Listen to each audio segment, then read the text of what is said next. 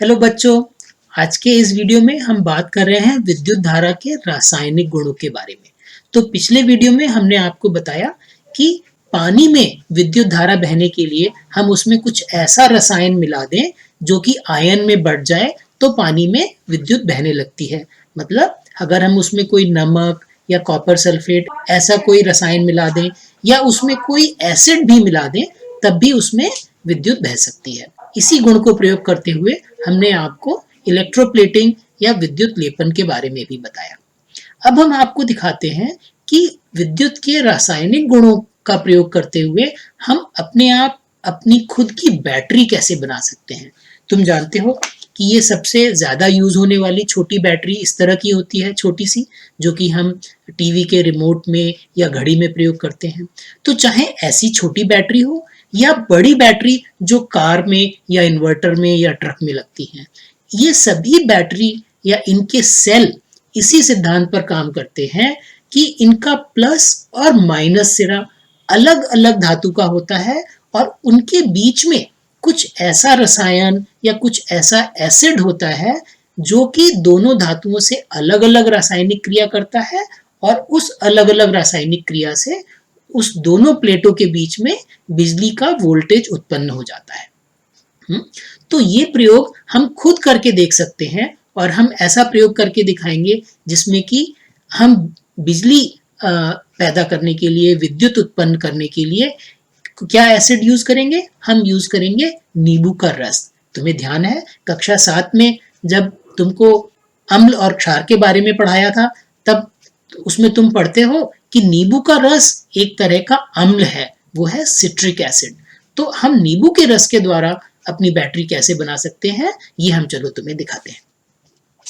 तो देखो, ये नींबू के रस की बैटरी बनाने के लिए पहले हम, जैसा हमने तुम्हें बताया कि हमें दो अलग अलग धातुओं की प्लेट चाहिए, तो हमने एक छोटी प्लेट ली है, ये है कॉपर धातु की, मतलब तांबा, और दूसरी ये है लोहे की धातु की। लेकिन ये लोहा ऐसा है जैसा कि तुमने देखा होगा बड़े बक्से या लोहे की शीट होती हैं जिनके ऊपर एक परत चढ़ी होती है, वो जिंक की होती है। ये इसलिए चढ़ा देते हैं जिससे कि इसमें जंग ना लगे। तो वास्तव में जब ये धातु कोई रासायनिक क्रिया करेगी तो वो लोहे के हिसाब से नहीं, जिंक के हिसाब से करेगी। तो इसलिए हमारे पास ये जो दो प्लेट बन गई हैं, एक तांबे की और दूसरी को हम जिंक की मान सकते हैं।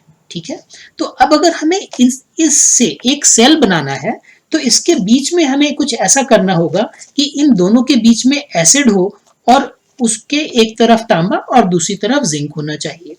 तो वो एसिड, जैसा कि हमने तुम्हें बताया, हम लेंगे नींबू का रस। तो चलो सबसे पहले हम इस कटोरी में नींबू का रस निकाल लेते हैं।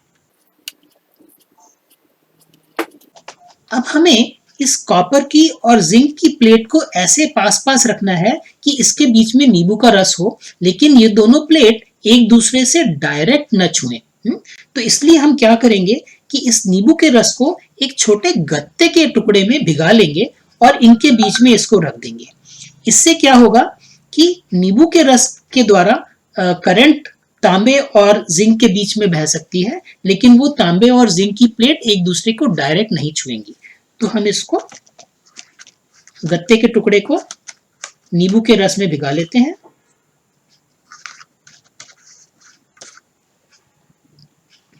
और इसको इसके ऊपर रख देंगे। अब ये हमारा एक छोटा सा, बहुत कम पावर वाला, बहुत कम शक्ति वाला एक सेल बन गया है। इसमें शक्ति बहुत कम है क्योंकि इसमें हमने बहुत हल्का अम्ल नींबू का रस यूज किया है। तो इससे, इसमें अभी इतनी पावर नहीं है कि इससे हम कोई एलईडी बल्ब जलाकर देख सकें। तो इसकी पावर बढ़ाने के लिए हमें क्या करना होगा? तुम जानते हो कि अगर हम कई सेल आपस में मिला दें तो वो बैटरी बन जाती है और उसकी शक्ति बढ़ जाती है। तो चलो इसी तरह से हम 2 या 3 सेल बना लेते हैं जिससे उनकी शक्ति इतनी हो जाए कि हम उससे एक एलईडी बल्ब जलाकर उसको टेस्ट कर सकें। तो इसके लिए हम 2 और सेल बना लेते हैं। तो मैं ये 2 और छोटे गत्ते के टुकड़े, इनको नींबू के रस में भिगा लूंगा और इससे 2 सेल और बना लेते हैं।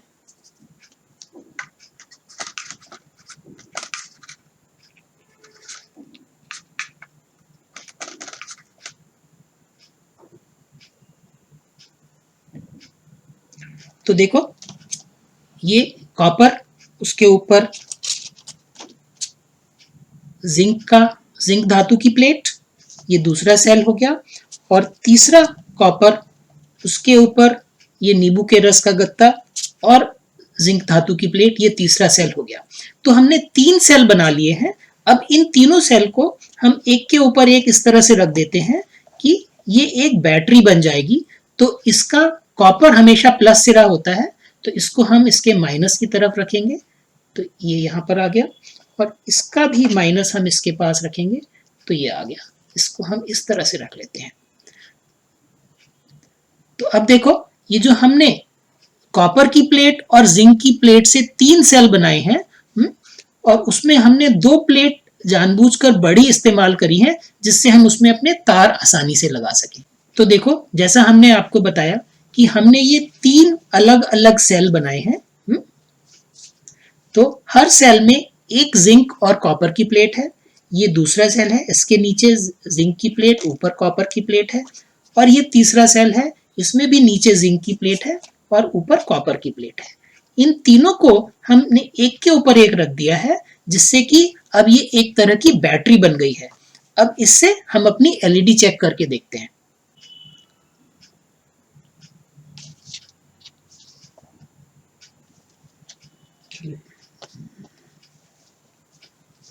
तो देखो बच्चों, ये हमने जो नींबू के रस से बैटरी बनाई है, तुम देख रहे हो कि ऐसे हमने 3 सेल बनाए और उनको इस एलईडी में लगा दिया है, और ये एलईडी जलनी शुरू हो गई है।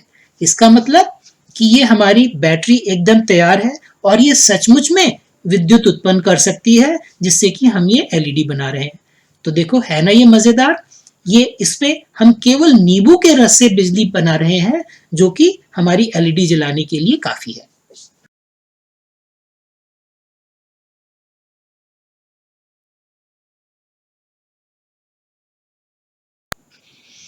तो देखो ये हमारी एलईडी हमारे नींबू की बैटरी से कितनी तेज चमक रही है।